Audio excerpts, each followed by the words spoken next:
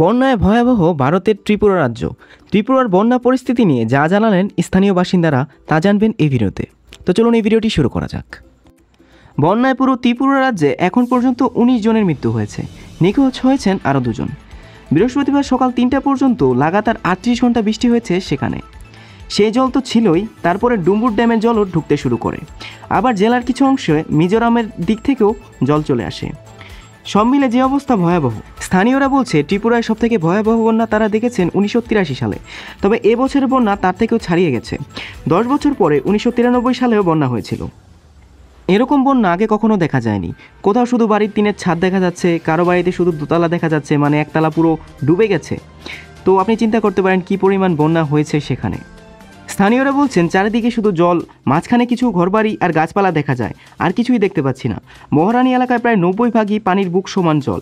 এখনও কারো বাড়িতে 10 হাত পর্যন্ত জল দাঁড়িয়েছে। গত 3 দিন ধরে বিদ্যুৎ নেই, পানির জলও নেই পরিষ্কার। কোথাও গাড়ি চলার উপায় নেই।